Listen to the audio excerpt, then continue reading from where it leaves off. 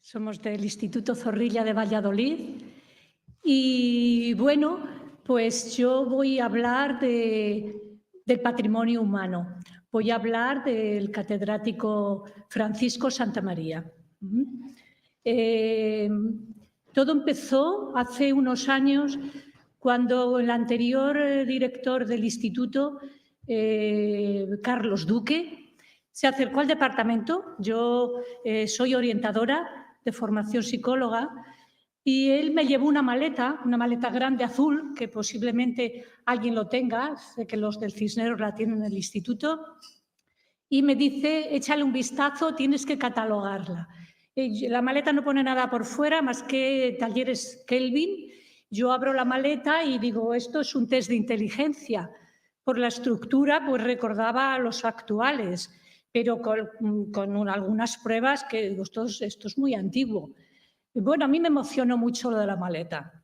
Entonces, bueno, pues me puse a investigar sobre ella para catalogarla y tal.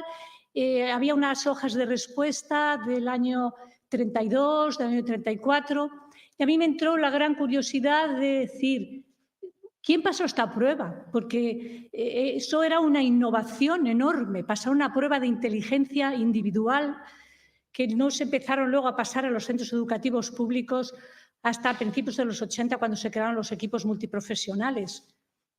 Me intrigó muchísimo esa modernez en el instituto. Y entonces, pues, mi curiosidad se trasladó a los catedráticos de filosofía, que lo que impartían era la cátedra de psicología lógica y ética, o psicología lógica y rudimentos del derecho. Y empecé un estudio, una investigación, que estoy encantada, desde el año 1845 hasta 1938, que Franco cambió la legislación y la asignatura dejó de llamarse como tal. Entonces, yo he estado investigando sobre los catedráticos de psicología, porque, ¿sabes? ¿Quién conoce los catedráticos de psicología? Pues pocos, no es una disciplina, ¿verdad?, que en el instituto, pues... Y me puse a ello, ¿no?, para ver qué hacían, cuáles eran sus programas. Y entonces llegué, yo he ido por todos los archivos, por el archivo de la Universidad Complutense, por supuesto por el AGA, el General de Administración, por las bibliotecas, por el Archivo Histórico de Valladolid, por supuesto por las memorias y actas del Instituto Zorrilla, y los estudiaba paralelamente. Cada vez que iba pedía expedientes, pues, de varios.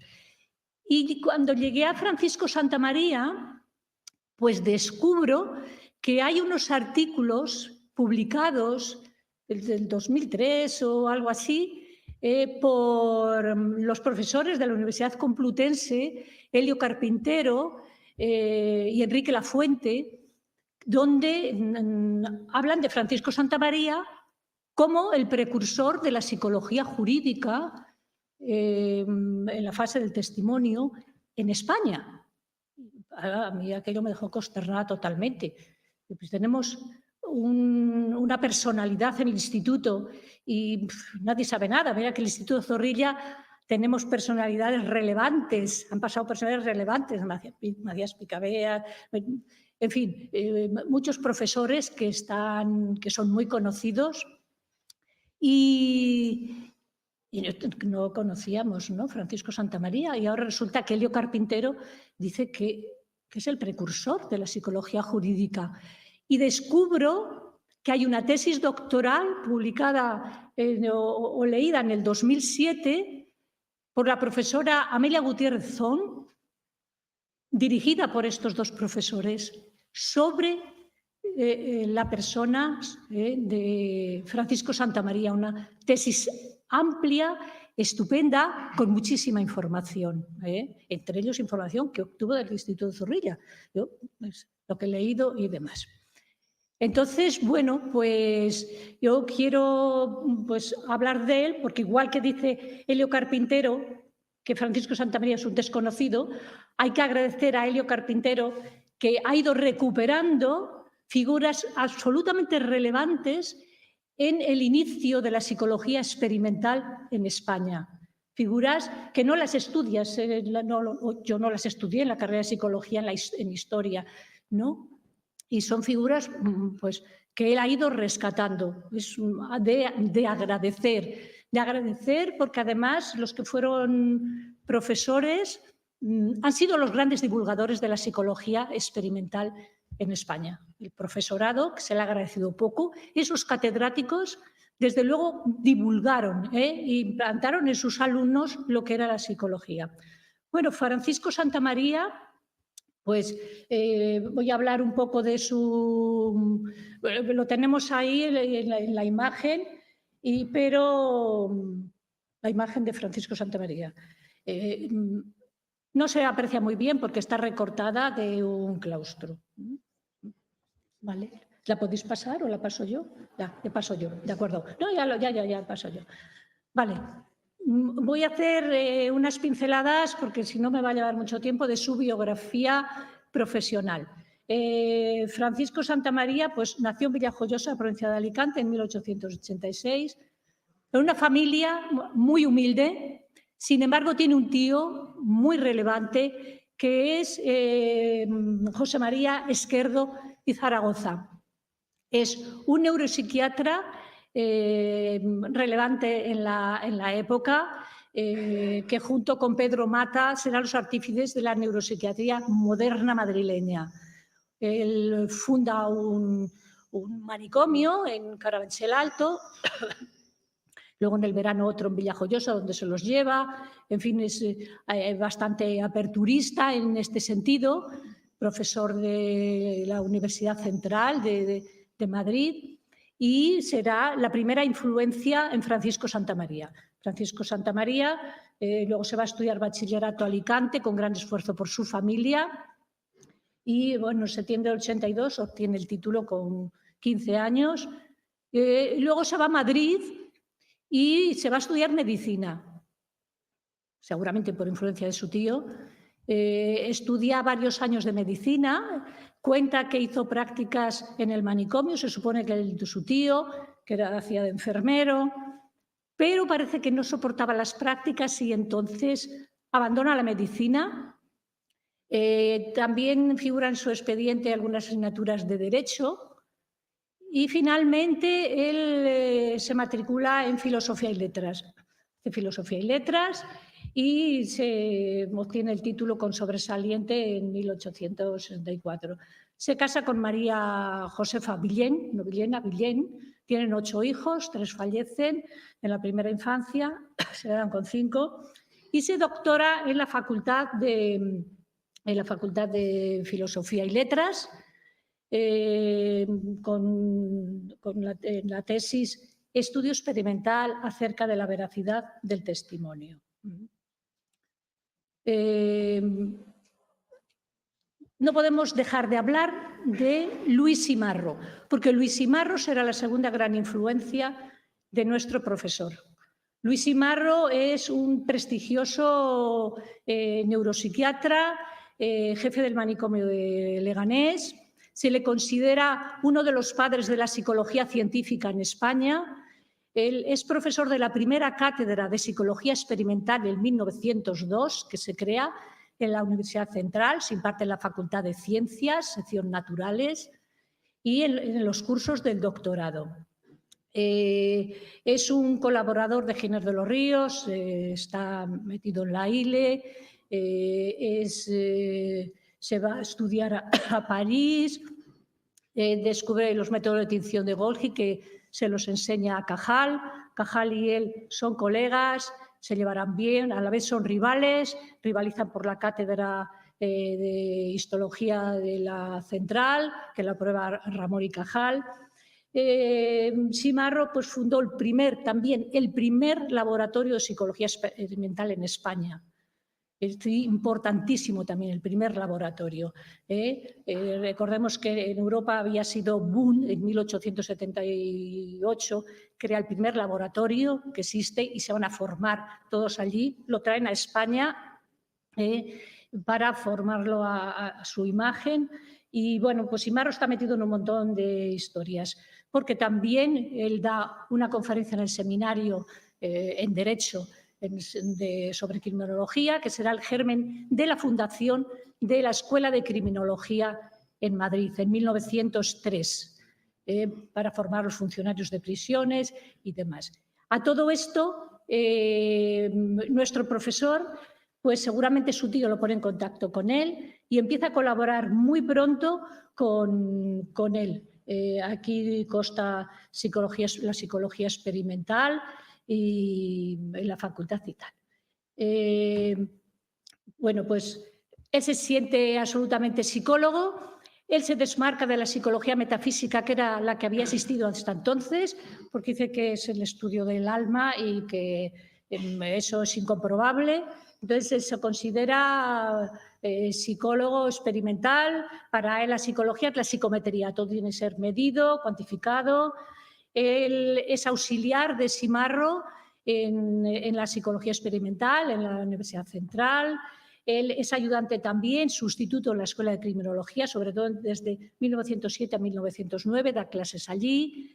Y bueno, pues la psicología la llama amada psicología, el encanto de sus encantos, es algo que le encanta. Y bueno, pues su tesis doctoral es un estudio experimental acerca de la veracidad del testimonio.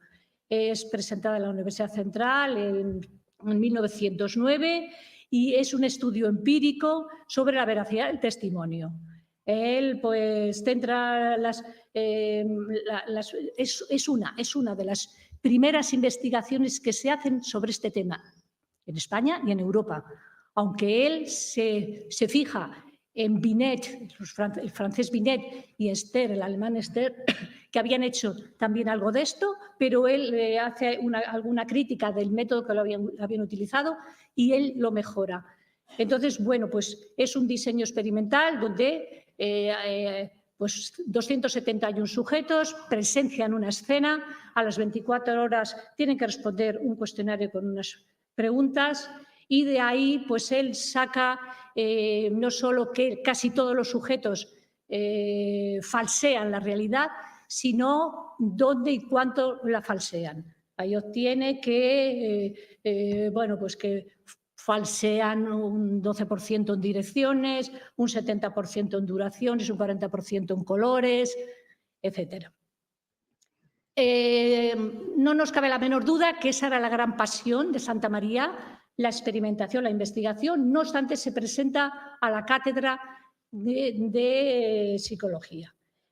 Consigue la cátedra en 1909 en Soria, va a ser profesor de allí, hace muy buenas migas con Machado, que es el vicedirector del instituto en esa época. Él lo cuenta en sus libros, también hay algunas cartas donde se ve que tienen muy buena relación. También desde allí se presenta a la oposición a metafísica en la Universidad Central, solicita intercesión de Simarro y de Giner para poder ir a París a estudiar. Bueno, no lo consigue. Luego pide, se presenta a las oposiciones a la cátedra de Valladolid porque quiere que, o sus hijos quieren estudiar medicina. 3 de sus hijos estudiarán medicina.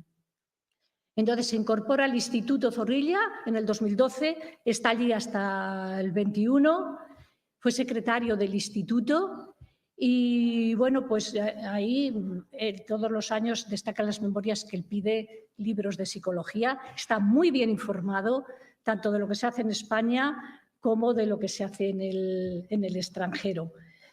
Será recordado por algunos de sus alumnos, tenemos el testimonio de cuando fue el 75 aniversario del instituto, pero pues este es el claustro del instituto, Francisco Santamaría es este, bueno. Vamos a la anterior. Bueno, después del Instituto de Valladolid, pide Valencia y se va a su tierra. Muere repentinamente en 1925. Su obra escrita no es muy amplia, pero sus libros son una maravilla. Reflejan lo bien informado que estaba. Sus libros están llenos de experimentos que se pueden hacer en clase. Son muy amenos. Cuenta anécdotas, ahí cuenta alguna anécdota de sus paseos en Soria con Machado, que le sirven para explicar la asignatura. Recibió 2 premios de mérito por su libro de Las emociones y los sentimientos. Libros, ahí influyó mucho Marañón y bueno, pues, pues eso, su obra escrita que escribió en Valladolid fue una época donde se centró, al ver que no había conseguido trasladarse, consiguió ahí publicar bastantes libros, como os digo, estupendos. El libro de los sentidos. Este libro yo lo encontré en la Biblioteca de Psicología. Es un libro que pertenece a la Fundación Simarro y se lo regaló él. Tiene una dedicatoria estupenda donde dice a mi profesor, el más grande de todos, en fin. La verdad, para mí ha sido muy emocionante ir, por ejemplo, al Archivo Histórico Nacional a ver qué encontraba, como todos los archivos, a ver qué encontraba los profesores, y allí me encuentro su tesis doctoral. Una tesis doctoral que tiene la portada manuscrita, por dentro escrita a máquina, y a mí aquello pues me emocionó. Una tesis doctoral inédita. El año antes él sí que había presentado esos trabajos en el Congreso de Zaragoza, que sí se publicó en 1910, pero la tesis no. Entonces, bueno, aquí disculpen por ir a lo loco, a toda pastilla. Yo quería hacer un pequeño homenaje para saber mucho de él, pues yo les remito a la tesis doctoral que existe de él, pero él forma parte del patrimonio del Instituto Zorrilla y yo deseaba presentar esto para que se conociera su gran personalidad.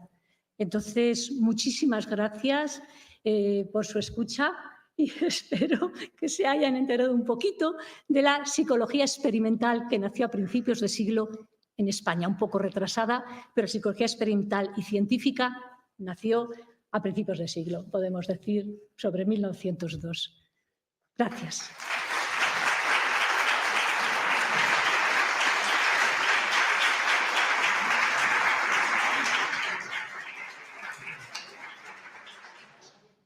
No sé si quieren hacer alguna pregunta. Hola, José Luis. José Luis siempre... Bueno, esto... Sí. Bueno, en primer lugar, agradecerte muchísimo el esfuerzo que has hecho por estar aquí, porque hace 3 días no lo teníamos claro que pudieras estar aquí, dado que estás todavía convaleciente de un proceso en el que has estado incluso en el hospital, o sea que ha sido una conquista de que yo particularmente te agradezco y creo que es digno de elogiar. Por otro lado, pues también, aunque sea solamente un elemento anecdótico, a mí me ha sorprendido muchísimo, primero, a través del conocimiento que tú me has hecho llegar de estos personajes, que no es el único y que tienes en cartera muchas más cosas, acerca de la enseñanza de la psicología en estos personajes que son catedráticos de instituto, que son figuras relevantes, que son capaces de hacer un trabajo de investigación dentro de unas limitaciones pues, bastante considerables. Y además es algo que te he comentado y que tenemos que ampliar, es que en estos momentos acabo de terminar la lectura de un libro de mucha actualidad y que os recomiendo, sobre todo por la edad en la que estamos algunos, que se titula el libro ¿Por qué recordamos? Este es un libro que acaba de ser publicado hace 2 meses y que está escrito por un neurocientífico de reconocimiento mundial, que es un personaje de origen indio, pero nacionalidad estadounidense, que es Charan Rannagat, y que justamente describe exactamente lo mismo que has contado acerca de Santa María, acerca de la veracidad, de la importancia que tiene la veracidad en el testimonio legal, en el testimonio de juicios, etc. O sea que, ¿cómo en un intervalo eso de 100 años se enlaza con estas actualidades? Sí. Él dice que la veracidad no depende exclusivamente de la memoria, cosa que se dice actualmente, no depende solo de la memoria, sino que depende también de la imaginación y de la reproducción que nosotros nos hacemos los humanos. Sí, sí. Así que muchísimas gracias por todo. Gracias.